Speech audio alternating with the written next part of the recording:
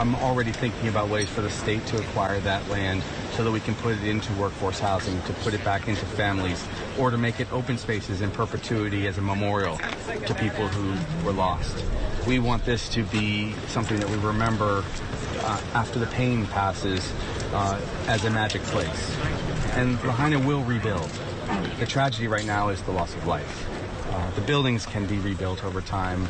Even the banyan tree may survive. But we don't want this to become a cleared space where then, yes, people from overseas just come and decide they're going to take it. The state will take it. Wait, so hold up. They don't want us to believe any of the conspiracy theories floating around out there about what happened down in Maui. They don't want us to believe that this is some sort of land grab, yet before they even recover the charred remains of the children that were told to stay at home that day out of the homes, before they recover the bodies of the people who died in this fire, they're already talking about what's going to happen to the land. How about you aid the people in need of help? How about you try to recover whatever there is left to recover from this devastation, and then you have that conversation? But no, already, right from the beginning, there's already plans about, what we're going to do with this land that doesn't belong to us, the land that belonged to all of the people who used to live here, who some still live here, if they were lucky enough to survive. Meanwhile, Biden releases a statement, which is very rare because we don't really see him comment on too many things like this. He has yet to visit the people of East Palestine. He releases a comment, and as the internet is abuzz, everyone's going crazy. Everyone's talking about laser attacks, direct energy weapons. What does Biden's statement say? We are laser focused. We are laser focused on sending aid to the people of Maui. We are laser focused. I mean, read the room. How ironic is that? It almost seems intentional. You're laser focused, huh? I mean, what a choice of words. And that's definitely not making anything better. If anything, that's taken the conspiracies from a level 1 to a level 10. Because, damn, I mean, talk about not being able to read the room. We're laser focused on helping the people of Maui. Oh, really weird, huh? But anyways, this guy, he was basically trying to word it as if it was a good thing, that we're going to acquire this land so outsiders can't acquire this land. We may turn it into a memorial. How about no? How about you help me rebuild my home? I mean, I don't see any reason why portions of this area would be turned into memorials or this, or we're going to turn it into a skating rink, or we're going to turn it into a condo. No, how about you just try to rebuild what it was? But no, there's already talks about what's going to happen to the land.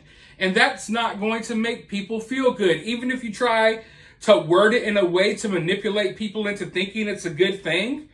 I mean, the last thing I want to hear right now is, the state's going to acquire this land.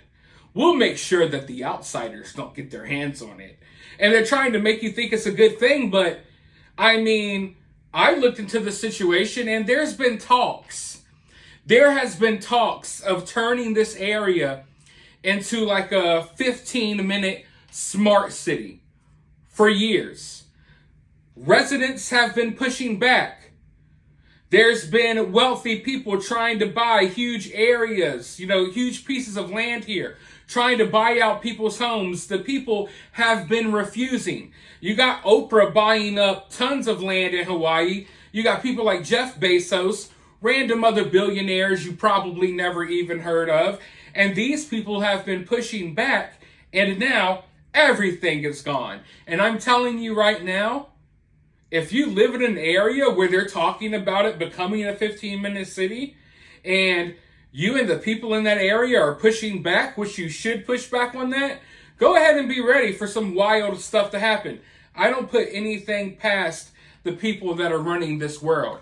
I'm not saying that someone caused this to happen. It very well could be a natural disaster, but I'm not liking how everything is playing out here. And all I'm doing is listening to the people of Maui. And the people of Maui claim that they're already getting phone calls from realtors, from investors that are already trying to buy their land. They're sitting here trying to salvage whatever they can from their homes that were burned to the ground. You know, maybe some people are lucky enough to find one or two items that could, they could keep and remind them of the life they once had. Meanwhile, they're already getting phone calls. They're already trying to buy up the land. And I mean, if you think that people aren't going to start putting two and two together, if you think that people aren't going to find that, not only, I don't even want to use the word offensive, suspicious, then I don't know what to tell you. But let's go ahead and listen to this clip real quick. Okay, I gotta tell you guys, I am so frustrated with investors and realtors calling the families who lost their home, offering to buy their land. How dare you do that to our community right now? If you are a victim, Kalamai, sorry, had a little bit poor reception right there. If you are a victim and they are calling you, please get their name. People keep calling me, sorry. Get their business name so we can put them on blast. This is some pilau heva shit happening right now. I am so frustrated hearing since yesterday that multiple families that I know personally were reached out and offered money from investors and realtors. Shame on you. Shame on you. If you are a Maui realtor contributing to that, karma's gonna come and get you. Okay? That is pilau. And if you are a realtor and they are calling you, investors are calling you to represent them, I hope you have dignity and aloha and compassion to turn them away and tell them off. And I need you guys to do me a favor and get their name and their business name, and we're going to put them on blast. That is some pilau. Please spread the word. If you're a victim and they are reaching out to you, DM me their name, business, try to get as much information out of these guys and send it to me. The saddest part about this situation that I think everyone should understand, it doesn't, how can I put it? Regardless of what happened here, regardless if you want to believe that this happened on purpose and there's some type of, direct energy weapon attack, whatever you want to believe. If you want to believe that, if you want to believe that this was a natural disaster, if you're someone that's brainwashed into believing the climate change theory and you want to believe climate change is causing this, regardless, the outcome is still the same. These powerful people are going to move right in and try to grab up the land. And they're going to turn it into whatever they want to turn it into. And let's say, okay, maybe rich and powerful people don't buy up the land and the state acquires the land. They're not going to rebuild it in the way that it once was. I highly doubt it. Maybe if y'all fight for that to happen, that's a possibility. But most likely, they're going to turn it into your little 15-minute smart city that they've been planning on turning this area into for a while. And all this did was speed up the process. So the outcome is still the same. The outcome is the people that live in this area are effed, okay? They have been effed out of their livelihoods, out of their homes, and I mean, the outcome is just not going to be good. I wish I could be more optimistic about this, but from looking into other tragic events in our country, we don't often get the help that we need. Other countries,